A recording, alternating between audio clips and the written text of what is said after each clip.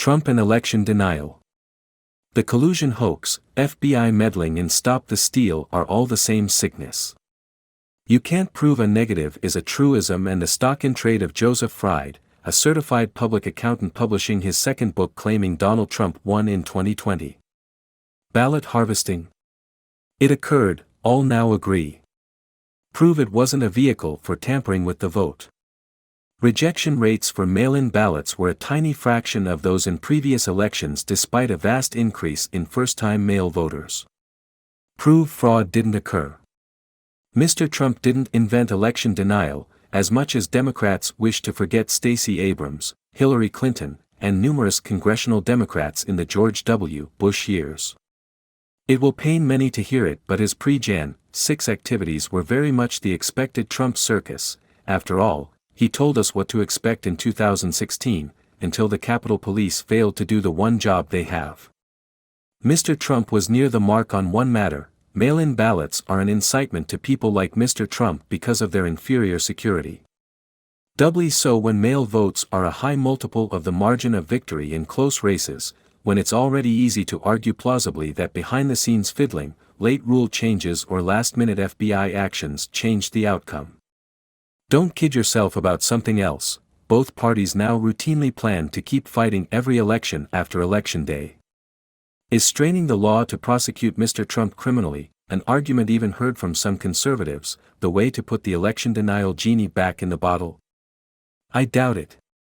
In pursuing Mr. Trump, Special Counsel Jack Smith and Fulton County, GA, prosecutors may end up only vindicating the original reluctance of the Biden FBI and Justice Department to go down this road, not least because the mother of all election denials may be waiting should Mr. Trump win next year.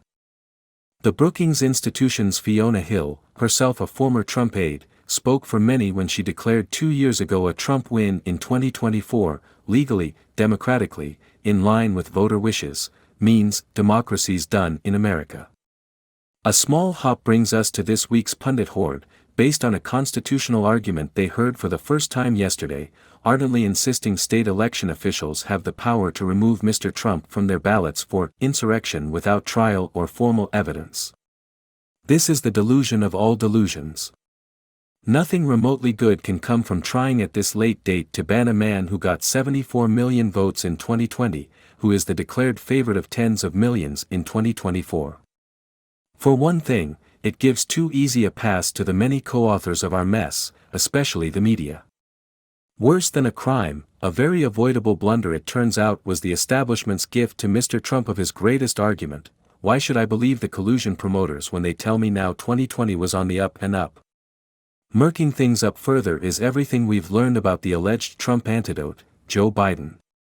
It seems believable that Mr. Biden, when he was vice president, was the real author of the family business model, which had him flaunting Hunter around the Obama White House so Hunter could bilk millions from foreign influence seekers. When the laptop surfaced on the eve of the 2020 vote, Mr. Biden may have feared not just embarrassment but exposure. What followed the establishment won't easily live down: ex-intelligence officers concocting a lie about the Kremlin to protect the Bidens. Democrats pouring $60 million into promoting extreme MAGA candidates in the 2022 GOP primaries to save control of the Senate. Mr. Biden, in terror lest Democratic progressives blow the whistle on his corruption, appeasing them by playing up the white supremacist menace. And now, as even the New York Times is willing to notice, Democratic prosecutors around the country pulling out every stop to shove Mr. Trump down the throats of GOP primary voters over other possible candidates. Listen to Hunter's lawyers when they say he deserves special treatment from the Biden Justice Department precisely because he may be a target soon of the Trump Justice Department. This is where the two likeliest nominees are taking us.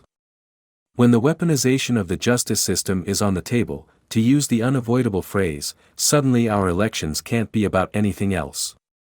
Beating all, for me, is the failure of any prominent figure to pull on their big boy pants, the lack of any bipartisan wise person to sit up and say the collusion hoax, FBI meddling in 2016 and 2020, Mr. Trump's own Stop the Steal hoax, are all one sickness. The odor of the Stavisky affair in pre-war France, look it up, arises from our elite. Mr. Trump's apogee of election denialism surely requires an answer. It begins, however, with Mr. Biden stepping aside and making way for some Democrat who by word or at least implication is willing to lead the country's repudiation of the Hillary elites and their Trumpian antagonists, who turn out to be the worst generation of Americans in living memory.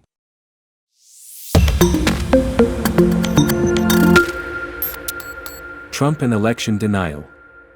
The collusion hoax, FBI meddling and stop the steal are all the same sickness. You can't prove a negative is a truism, and the stock in trade of Joseph Fried, a certified public accountant publishing his second book claiming Donald Trump won in 2020. Ballot harvesting. It occurred, all now agree. Prove it wasn't a vehicle for tampering with the vote. Rejection. Biden has a new opportunity in the places Democrats struggle most. As they begin a comprehensive effort to convince the country that Bidenomics is working, President Biden and his allies are gleefully needling Senator Tommy Tuberville, Republican Alabama, for celebrating Alabama's receipt of federal funds to expand rural access to high-speed internet, money that came from a bill Biden signed and Tuberville, like most Republicans, voted against. It's not an uncommon story these days. The administration is spreading a huge amount of federal funding around the country, and politicians love to claim credit when government dollars reach the ground. But it's clear that Biden is determined to convince voters in places Democrats have struggled in the past few elections, including rural areas, that his party can improve their lives. It's something Democrats often talk about, but Biden has a rare opportunity to actually show it. And if he can be even moderately successful, it could have a transformative effect, both substantively and politically.